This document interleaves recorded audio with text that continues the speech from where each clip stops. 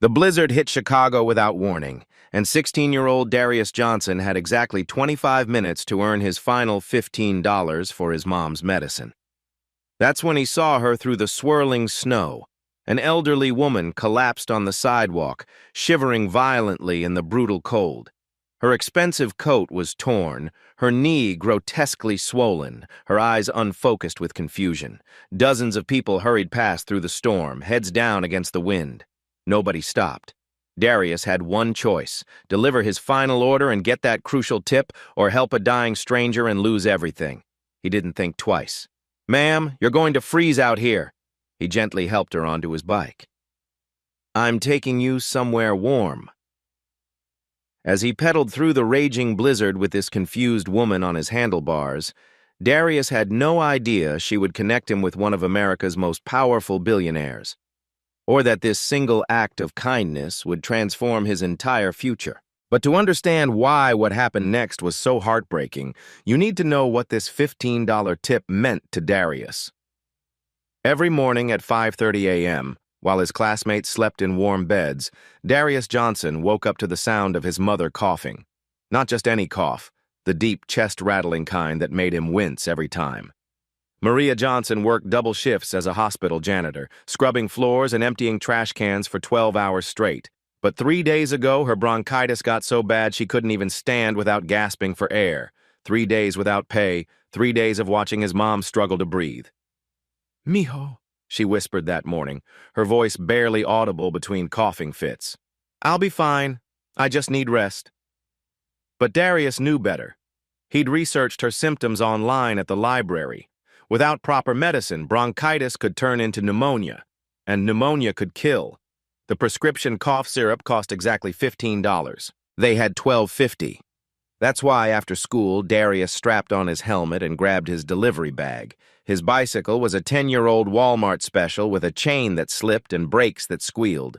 The delivery app only paid $6 to $8 per order, but tips could change everything. 8 deliveries down, $12.50 earned, 1 delivery left. As he pedaled through Chicago's South Side, Darius felt the weight of responsibility pressing down on his 16-year-old shoulders. Other kids his age worried about video games and dating. He worried about keeping the lights on.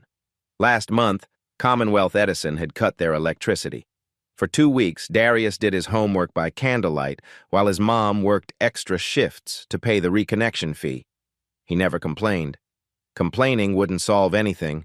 Instead, he found solutions. When their neighbor, Mrs. Peterson, couldn't afford groceries, Darius shared his school lunch. When the homeless veteran outside his school looked hungry, Darius bought him a sandwich with tip money. When the community center needed volunteers for their after-school program, Darius showed up every Tuesday and Thursday. "Why do you help everyone else when we barely have enough?" Maria had asked him once. "Because that's what you taught me, Mom. We take care of each other." Now, gripping his handlebars as snow began to swirl, Darius counted the crumpled bills in his pocket for the 10th time. $12.50. Always $12.50, no matter how many times he counted. His phone buzzed with the delivery notification that made his heart race. "Premium sushi order to River North. Customer requests careful handling. $15 tip guaranteed upon delivery." $15. Exactly what they needed. Darius had been delivering food for 8 months, ever since his mom's hours got cut at the hospital. He knew every shortcut, every building, every doorman in his delivery zone. But River North was different. Tall glass towers filled with people who spent more on lunch than his family spent on groceries. He didn't belong there, but their money was just as green. The restaurant handed him an expensive-looking bag. The sushi inside probably cost more than his mom made in a day. Darius secured it carefully in his insulated bag and checked his phone. 9:35 p.m. 25 minutes until the pharmacy closed. 25 minutes to save his mom. The ride to River North usually took 15 minutes, but the snow was getting heavier. Darius pedaled harder, his breath forming clouds in the freezing air. His hands were numb despite his torn gloves, the only winter gear he owned. But as he turned onto North Michigan Avenue, something made him slow down. Through the swirling snow, he could see her. An elderly white woman sat crumpled against a storefront, her body shaking uncontrollably. Her coat looked expensive, Real wool, not the synthetic stuff from discount stores, but it was torn and dirty like she'd been outside for hours. Her left knee was swollen to twice its normal size, and her face was pale with that grayish tint that meant hypothermia was setting in. Darius had seen that look before. During his mom's shifts at the hospital, he sometimes waited in the emergency room. He'd watched paramedics bring in homeless people who'd been found too late. This woman was dying. Other people hurried past, hunched against the storm. A businessman in an expensive overcoat stepped around her without even looking down. A young couple crossed to the other side of the street. Nobody stopped. Nobody cared. Darius checked his phone again. 9:37 p.m. The delivery customer was already texting. "Where are you? The food is getting cold. 23 minutes left. If he stopped now, he'd lose the delivery, lose the tip, lose his mom's medicine. But if he didn't stop, this woman would die alone on a frozen sidewalk." His delivery app started ringing. The customer was calling, probably angry about the delay. Darius looked at the woman, then at his phone, then back at the woman. She tried to stand, fell back down with a cry of pain, and her eyes rolled back. She was losing consciousness. That's when Darius made the choice that would change everything. 9:35 p.m., 25 minutes until the pharmacy closed. That's when everything changed. The blizzard wasn't just snow anymore. It was a wall of white fury slamming into Chicago. Wind howled between skyscrapers, turning every snowflake into a frozen needle. The temperature had dropped to 15 degrees and was falling. Darius's phone showed the delivery address. 401 North Michigan Avenue, apartment 2B. A luxury high-rise with a marble lobby and doorman. The kind of place where monthly rent exceeded what his family saw in 6 months. The order details made his eyes widen. Premium omakase sushi platter, $180, handle with care, ring buzzer 2B. Customer note, $15 tip guaranteed for prompt delivery. $15, the exact amount on his mom's prescription. But approaching the gleaming tower, pedaling hard against wind, he saw something that made his stomach drop. The elderly woman huddled against the building's glass facade was worse than he'd first thought. Much worse. Her expensive wool coat was torn along the shoulder. Mud stained the cream fabric, one sleeve hanging oddly. Gray hair, probably styled that morning, now hung in wet strands across her face. But her knee made Darius suck in a sharp breath. Her left leg bent unnaturally, knee swollen so badly it split her pants seam. Dark bruises spread across exposed skin like spilled ink. She'd fallen hard, multiple times. "Jonathan," she mumbled through blue lips, voice barely audible over wind. "Where's Jonathan? I need to go home. The meeting." Her eyes darted back and forth, seeing things that weren't there. Classic hypothermia-induced confusion. Darius had learned about it when his mom treated frostbite cases. People streamed past on sidewalks, but the storm had turned everyone into ghosts. Heads down, collars up, moving fast. A businessman in a $1,000 coat stepped over her outstretched leg without glancing down. A young woman walking her dog crossed to the other side. "Crazy homeless lady," someone muttered, hurrying past. Darius's phone buzzed angrily. Text from customer. "Where are you? I'm starving and food better still be hot." 9:37 p.m., 23 minutes. His delivery app started ringing.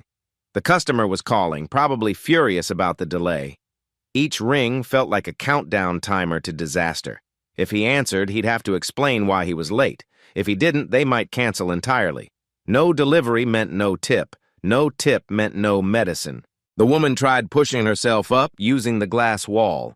Her arms shook with effort, and she collapsed back with a whimper that cut through the wind. "Cold," she whispered. "So cold. Jonathan said he'd pick me up." Her lips were turning from blue to gray. Darius had seen that color during his mom's overnight shifts. It meant organs starting to shut down. This woman had maybe 30 minutes before hypothermia killed her. His phone rang again. This time, the delivery app itself. Probably an automated system asking about delay. Darius stared at the screen, then at the woman, then back at the screen. Inside the luxury building, someone was waiting for expensive sushi, getting angrier about the delay. They were probably warm, probably safe, probably had no idea what $15 meant to families like his. Out here, a human being was dying alone. The woman's eyes found him through snow. For one moment, they focused with crystal clarity. "Help," she whispered. Just one word, carrying absolute desperation. That's when Darius realized something that made his chest tighten. He recognized that look. Not her face. He'd never seen this woman before.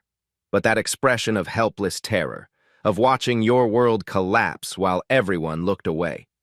It was the same look his mom wore 3 days ago when she couldn't afford missing work but couldn't breathe well enough to stand.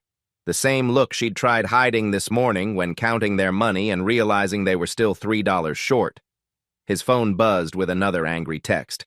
"Cancel this order if you're not coming." 9:39 p.m., 21 minutes until the pharmacy closed. The woman tried standing again, using the building for support. This time, she made it halfway up before her injured leg buckled. She would have hit concrete face first if Darius hadn't lunged forward to catch her. Her weight surprised him. She was heavier than she looked, and the impact nearly sent them both tumbling. But he managed to steady her against the building. "Ma'am, you can't walk on that leg," he said, supporting her weight. "You need medical attention." "Just need to get home," she mumbled. "Jonathan's waiting. Important meeting tomorrow." Darius looked at his phone one last time, then at the woman shivering in his arms. The choice wasn't really a choice at all. What Darius did next would cost him everything he'd earned that night. But he didn't hesitate for even a second. He threw his bike down on the sidewalk and dropped to his knees beside the woman. "Ma'am, can you hear me?" His voice cut through the howling wind. "My name is Darius. You're going to be okay." The woman's eyes struggled to focus on his face. "Jonathan?" she whispered hopefully. "Did Jonathan send you? I'm here to help." Darius pulled off his only winter jacket, a thin thrift store find that barely kept him warm, and wrapped it around her trembling shoulders. "What's your name?" "Eleanor," she managed between chattering teeth. I was walking, got lost." His phone exploded with notifications. Angry calls from the customer, automated warnings from the delivery app, text messages getting nastier by the minute. "You're fired if you don't deliver this now." Darius turned his phone face down in the snow. "Eleanor, I need to check if you're hurt." His hands moved quickly but gently, the way he'd watched his mom examine patients. "Can you move your fingers for me?" She tried. Her right hand responded weakly. Her left arm hung limp. Her pulse was rapid and thready under his fingertips. Her skin felt like ice, but underneath was the burning heat of fever, hypothermia and infection, a deadly combination. "Eleanor, where do you live? Do you have family nearby?" "Home," she mumbled, her words slurring. "I need to go home. Jonathan will worry."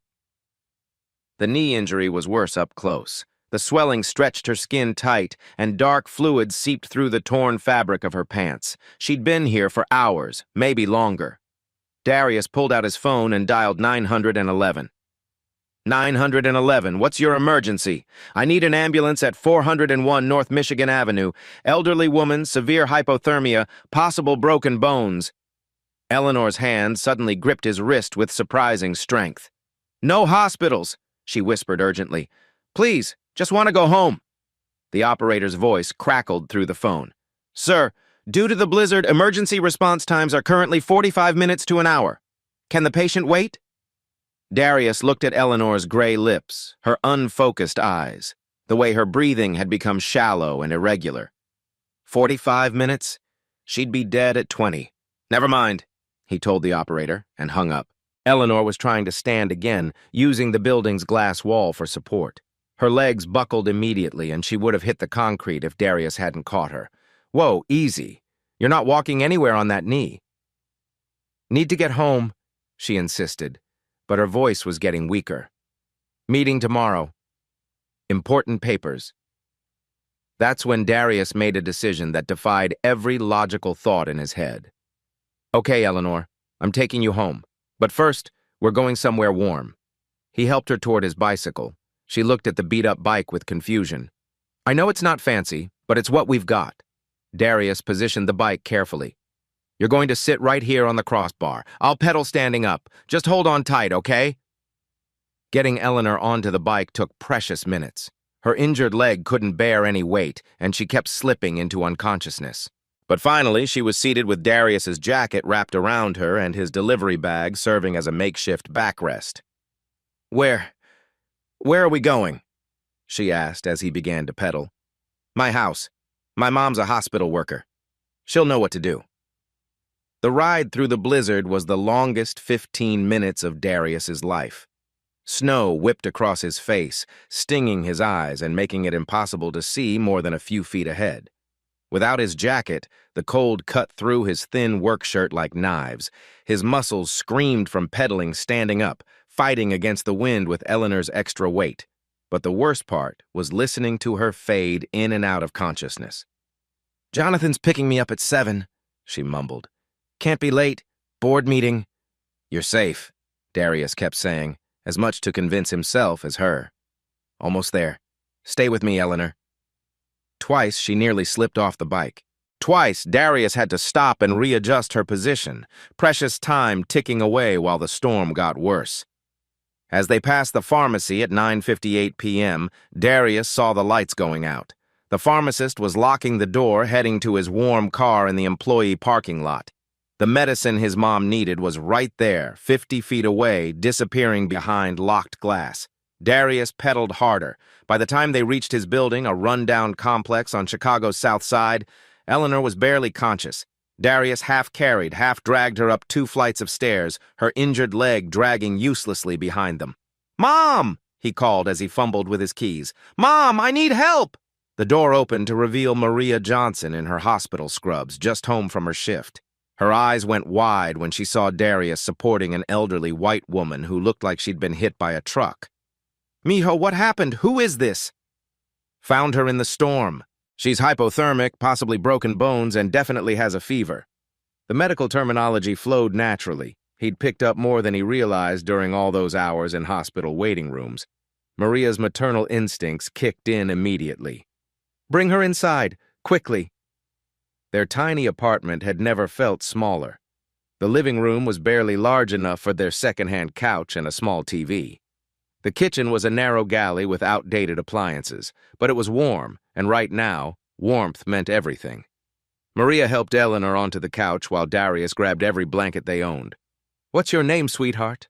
she asked in the gentle voice she used with scared patience. "Eleanor," came the whispered reply. "I got lost. So cold." "You're safe now. Darius, bring me the first aid kit and some hot water."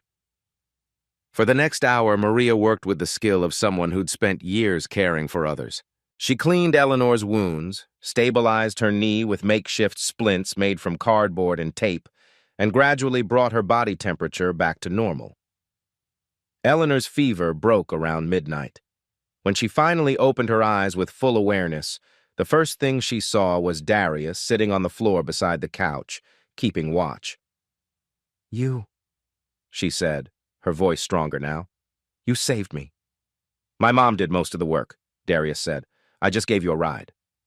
Eleanor looked around the small apartment, at the flickering fluorescent light in the kitchen, the duct tape holding the couch arm together, the single space heater working overtime to keep them warm. Then she looked at Maria, still in her hospital scrubs, exhaustion clear on her face, but kindness shining in her eyes. "You gave up your bed for me," Eleanor realized, noticing the pillow and blanket on the floor where Darius had planned to sleep. "Couldn't leave you out there," Darius said simply.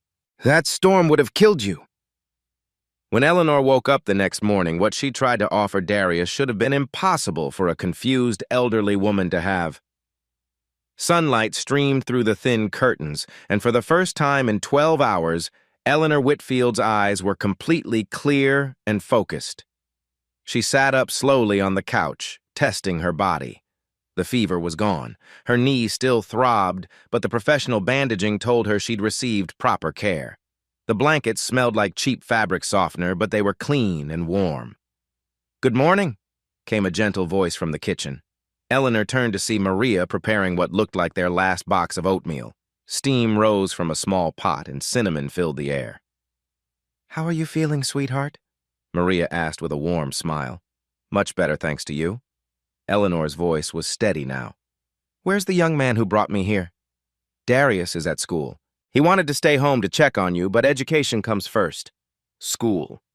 The boy who'd saved her life was still in high school, probably sitting in class instead of receiving the recognition he deserved. Eleanor reached for her coat pocket and felt her leather wallet, genuine Italian leather that cost more than most monthly rents. Inside were crisp $100 bills. "Please," she said, pulling out 200s. "You and your son saved my life. Let me pay for what he lost helping me." Maria's hands flew up in refusal. "Oh, no, Senora, we can't accept that. But he lost money helping me.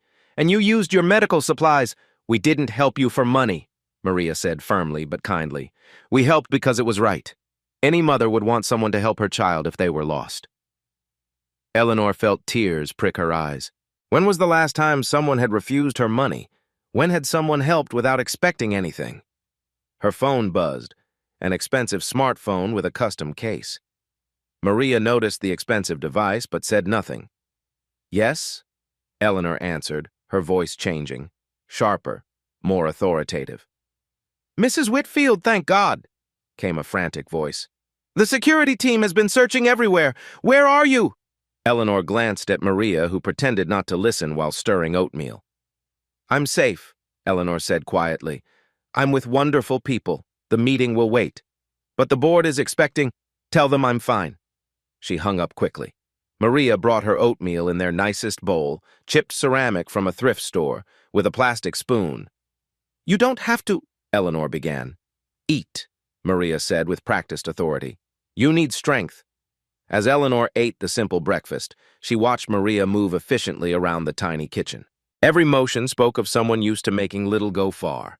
The apartment told its story, furniture held together with tape, a space heater working overtime, school textbooks stacked beside engineering magazines.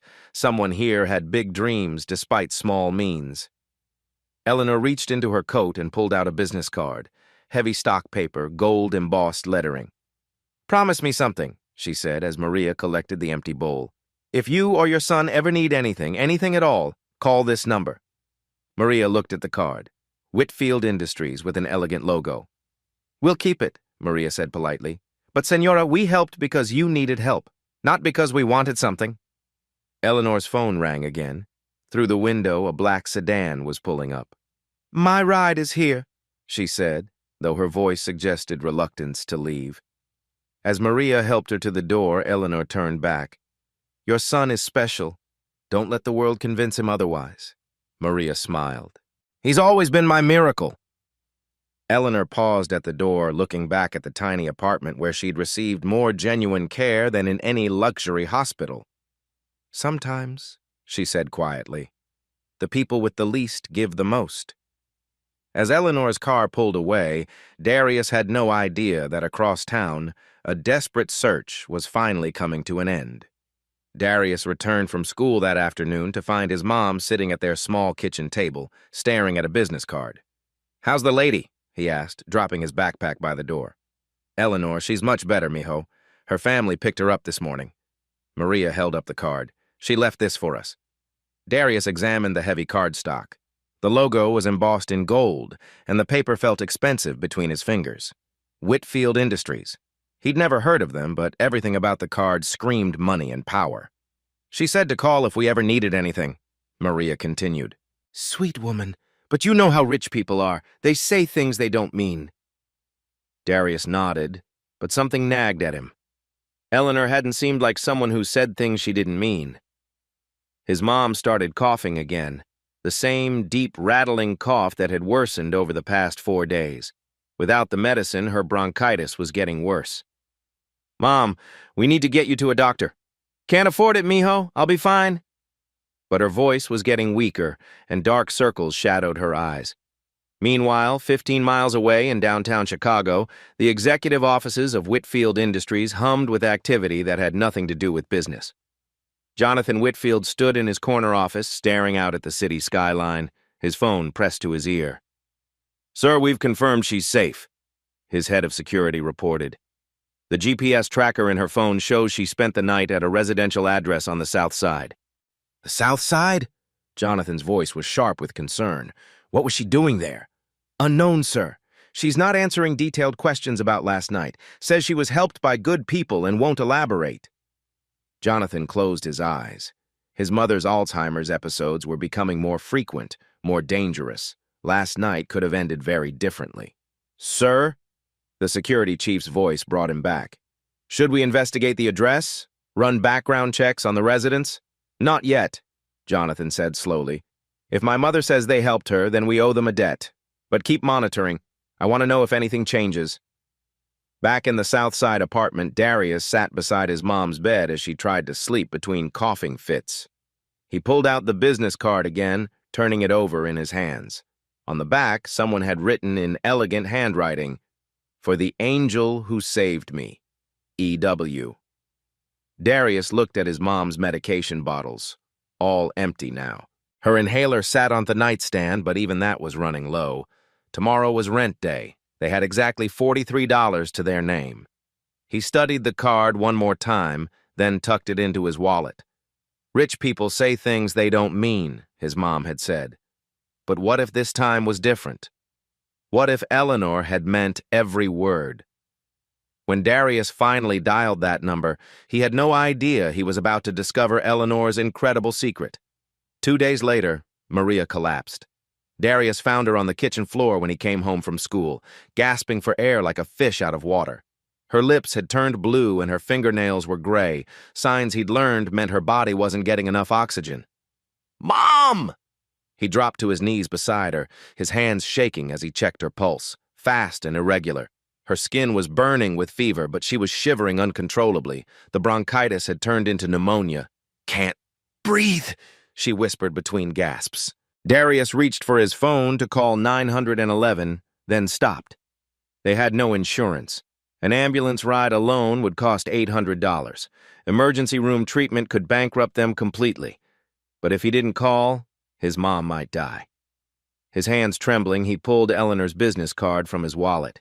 The elegant logo seemed to mock him. What could some rich lady's company do for a family like his? But he was out of options. The phone rang once, twice. "Whitfield Industries, executive offices? How may I direct your call?" The receptionist's voice was professional, polished. Darius almost hung up. This was stupid. Eleanor probably didn't even remember him. I'm looking for Eleanor," he stammered. "An elderly lady. She said to call. Please hold." The line went quiet except for classical music. Darius knelt beside his mom, one hand on her forehead, the other clutching the phone. Then a man's voice came on the line, urgent, desperate. "Do you know where my mother is? Is she safe?" Darius blinked. "Your mother? Eleanor Whitfield. You called our main line asking for her. Where did you find her? When did you see her last?" She's your mother?" Darius's mind reeled. "I found her 2 nights ago. In the storm. She was hurt and, thank God." The relief in the man's voice was overwhelming. "She's been missing for over 36 hours. We had every security team in the city looking for her. Is she hurt? Where is she now?" "Missing?" Darius struggled to process this. "But she went home yesterday morning. A car picked her up. That was us. But she won't tell us where she was or who helped her. She just keeps saying good people and the boy who saved me. That's you, isn't it?" Darius felt the world tilting. I don't understand. Who are you?" "Jonathan Whitfield, CEO of Whitfield Industries. Eleanor is my mother." The name hit Darius like a physical blow. He'd heard of Whitfield Industries. Everyone in Chicago had. They owned half the skyscrapers downtown, luxury hotels, and shopping centers. The company was worth billions. "She has early-stage Alzheimer's," Jonathan continued, his voice thick with emotion. "Sometimes she gets confused, wanders off.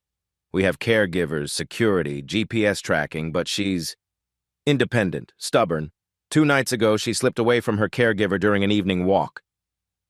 Darius thought about Eleanor's confusion, her mumbled words about meetings and Jonathan. It hadn't been random rambling. She'd been trying to remember her real life. "The storm hit while she was lost," Jonathan went on. "She could have died out there. Hypothermia.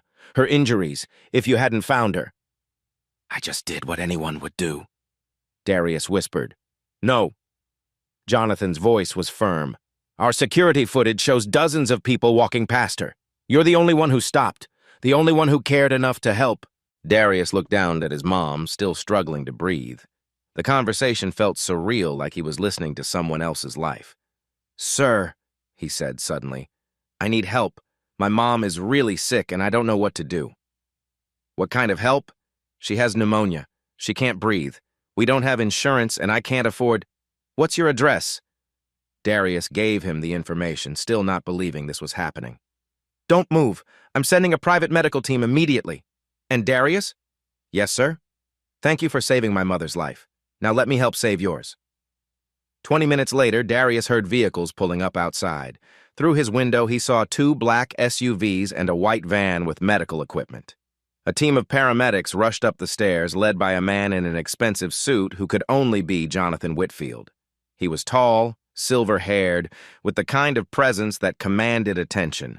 But his eyes were kind, and when he saw Maria struggling to breathe on the couch, his expression filled with genuine concern. "Ma'am, I'm Jonathan. These are the best emergency medical technicians in Chicago. They're going to take excellent care of you." The medics worked with efficiency that took Darius's breath away. Within minutes, they had Maria on oxygen, IV fluids running, and medication flowing into her system to fight the infection. "She'll be fine," the lead medic assured Darius. "We're taking her to Northwestern Memorial. Private room, full treatment. Everything's already arranged." As they loaded Maria onto a stretcher, Jonathan pulled Darius aside. "She's going to get the best care available. Money is not a concern." "I can't pay for this," Darius said, overwhelmed. "You already paid," Jonathan replied. "You saved my mother when everyone else walked away. You took her into your home, cared for her with your own family's resources. You gave up your own bed, your own food, your own coat in a blizzard." Darius shook his head. That's what you do for people." Jonathan studied him for a long moment. "No, son, that's what you do. Most people don't. Most people see someone different from them, someone they don't recognize, and they keep walking." As the ambulance pulled away with his mom, Darius felt like he was living in a dream. "Darius," Jonathan said, "we need to talk. What you did for my mother.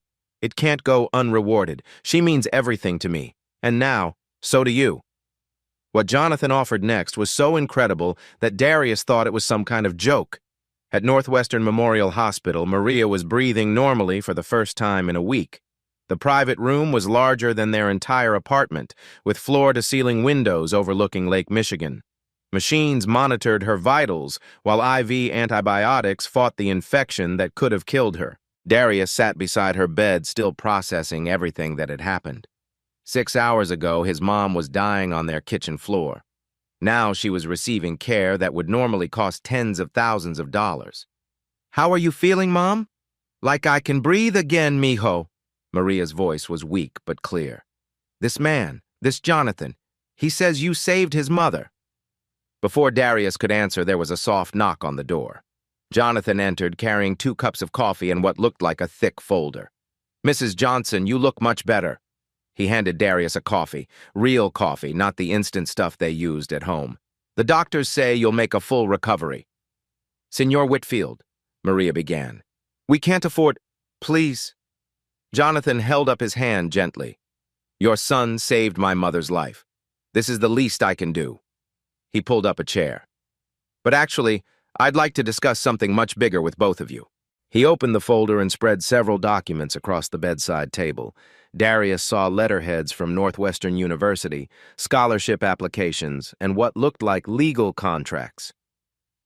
"Darius, tell me about your dreams. What do you want to do with your life?" The question caught Darius off guard. Adults didn't usually ask him about dreams. They asked about survival. I want to be an engineer," he said hesitantly. "I like figuring out how things work, solving problems. But college isn't really—" "Why not? We can't afford it. Even community college costs more than we make." Jonathan nodded thoughtfully. "What if money wasn't an issue? What if you could attend any university in the country?" Darius felt his heart speed up, but he forced himself to stay realistic. "That's not how the world works for people like us, sir." "It is now." Jonathan pulled out a document with Northwestern University's seal at the top. "Full scholarship to Northwestern's engineering program. Tuition, books, room and board, everything covered for 4 years." Darius stared at the paper. "I don't understand." "There's more." Jonathan laid out additional documents. $2,000 per month stipend for living expenses. Guaranteed internships at Whitfield Industries every summer. And when you graduate, a full-time position with our engineering team. Maria gasped. Senor, that's too much. We can't accept. Mrs. Johnson, with respect, this isn't charity. This is an investment. Jonathan's voice grew serious. Do you know what your son did 2 nights ago? He didn't just save an elderly woman, he saved the mother of a man who spent his entire adult life looking for young people exactly like Darius. He pulled out his phone and showed them photos, groundbreaking ceremonies, ribbon cuttings, news articles about Whitfield Industries' community development projects. For 20 years, I've been trying to find brilliant minds from overlooked communities, kids who understand real problems because they've lived them, kids who have the character to succeed and the heart to lift others up. Darius shook his head. But I'm nobody special. I just deliver food and try to help my mom. You're exactly who I've been looking for. Jonathan leaned forward. In 36 hours, you encountered a life or death situation and made the hardest choice imaginable. You sacrificed your own family's welfare to save a complete stranger. You brought her to your home, shared your resources, showed more kindness than people with 1,000 times your wealth. He pointed to another document. But here's what really convinced me. I had my team research your background. You tutor struggling students for free.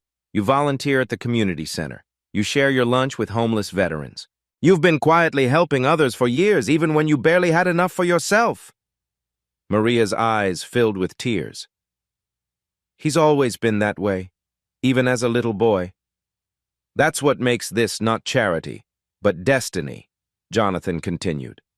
I need someone who understands both the technical and human sides of engineering. Someone who can design solutions for communities like yours because they know what those communities need. He spread out architectural plans and engineering schematics. These are affordable housing projects, community solar installations, water purification systems for underserved areas. This is what Whitfield Industries' future looks like, and I need someone like you to lead it. Darius studied the plans, his engineering mind immediately engaged. This solar panel configuration could be optimized for cost efficiency, he said without thinking. And the water system, you could reduce maintenance costs by 30% with a different filtration approach. Jonathan smiled. See? You're already thinking like the engineer you're meant to become. But Darius still couldn't believe it was real. Why me? You could find hundreds of engineering students who are smarter, more qualified. Intelligence can be taught. Characters can't. Jonathan's voice grew emotional.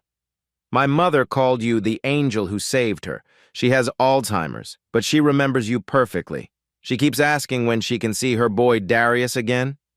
He pulled out one final document. $25,000 signing bonus, specifically earmarked for your family's immediate needs. New apartment in a safe neighborhood. Health insurance that covers everything, including your mother's ongoing care. Maria was crying now.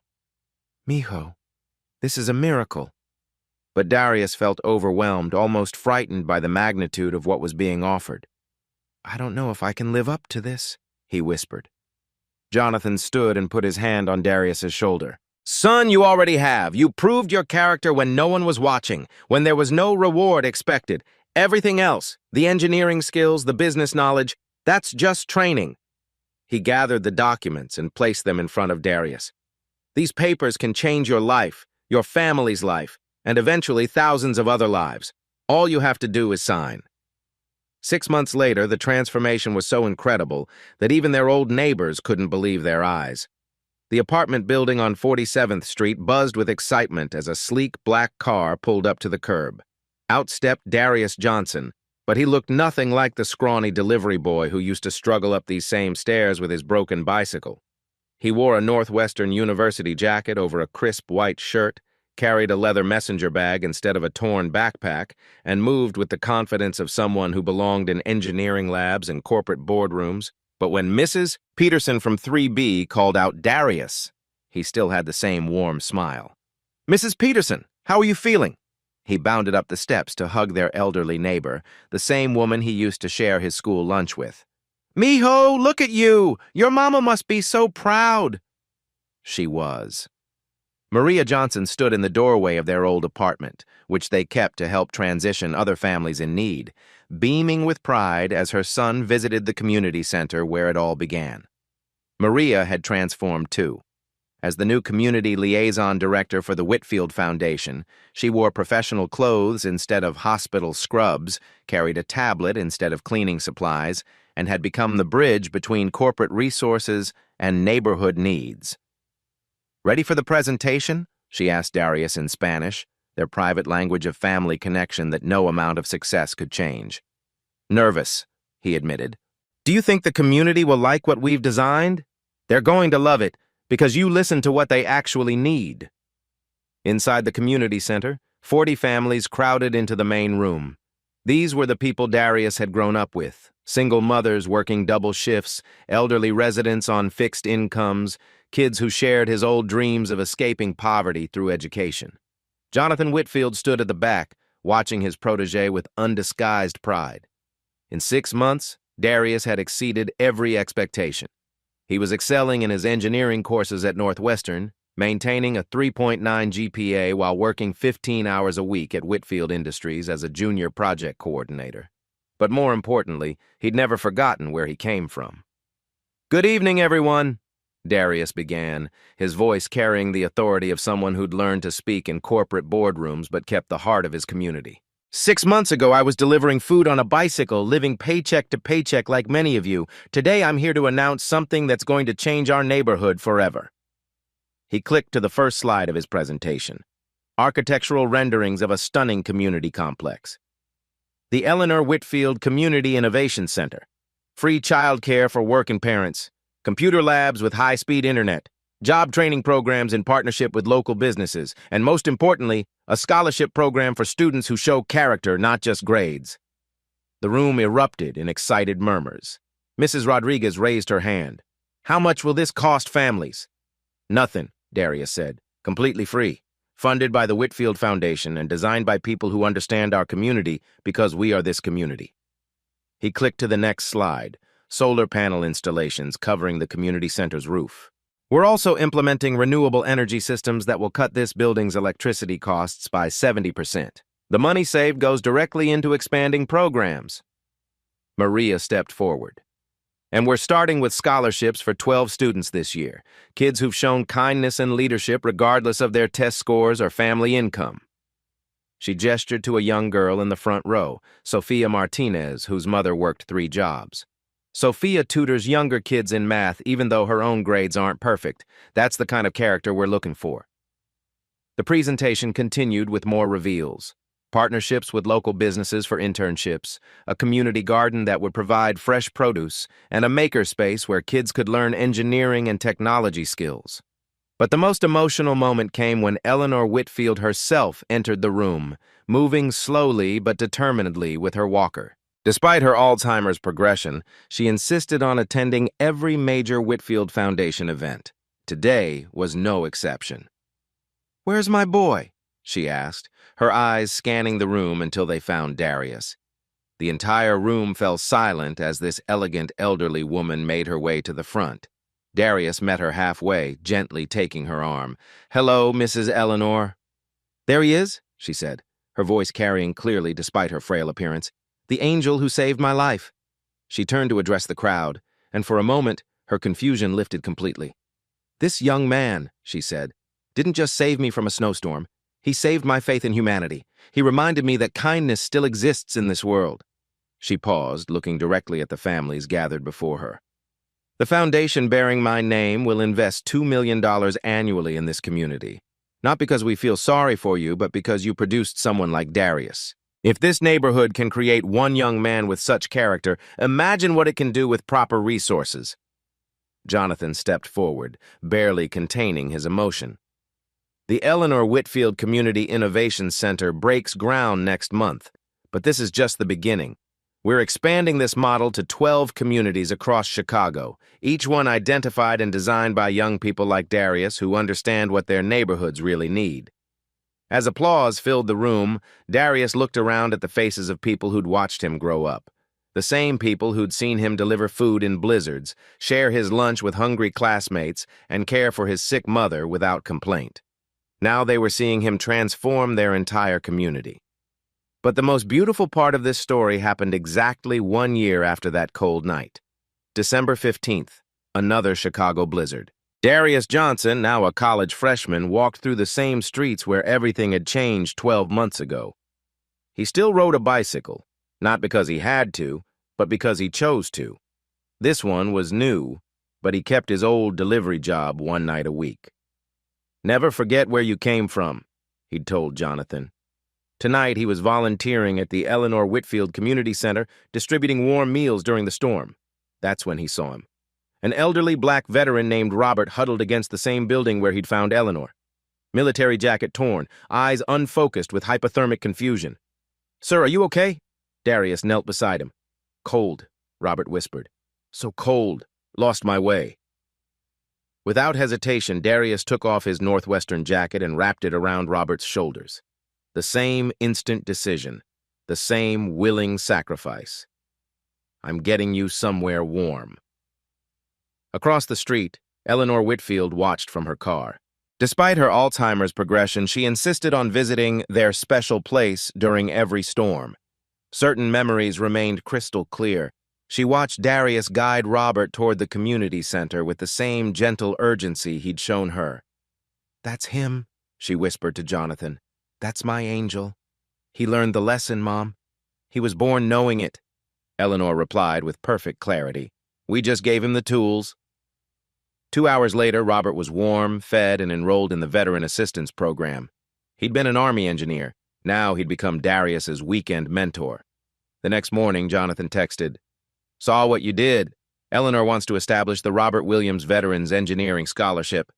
Interested in helping design it?" Darius smiled. "When do we start?" That afternoon at the community center, Eleanor sat in her wheelchair, confusion mixing with flashes of understanding. When Darius knelt beside her, her eyes focused completely. "Promise me something," she said, gripping his hand. "Anything, Mrs. Eleanor. Promise you'll always help the forgotten ones, the people everyone else walks past." "I promise," Darius said. "Always." Eleanor smiled, the brilliant philanthropist shining through. "Then my work here is done." 6 months later, Eleanor passed peacefully in her sleep. She left Darius as primary heir to her foundation's mission with a handwritten note. "To the boy who taught an old woman that angels still walk among us." The cycle of kindness continued, one forgotten soul at a time. Darius's story proves that the smallest acts of kindness can create the biggest changes. One freezing night, one choice to help a stranger transformed not just 2 lives, but an entire community. Think about it. Darius had every reason to keep walking. He needed that money desperately. His mom was sick, the storm was getting worse, but he stopped anyway because that's who he was. And because of that choice, dozens of families now have scholarships. Veterans have housing. A whole neighborhood has hope. Here's what I want you to ask yourself today. Who is the Eleanor in your life? Who needs help that everyone else is ignoring? What would you do if that confused person on the street was your grandmother? Remember, the person you help might change your life in ways you never imagined. Sometimes the biggest risk isn't helping a stranger. It's walking past someone who could transform your future. Share this story with someone who believes kindness matters, like if you'd stop to help. Subscribe to Black Takes Stories for more proof that good deeds create real miracles. One act of kindness, infinite possibilities.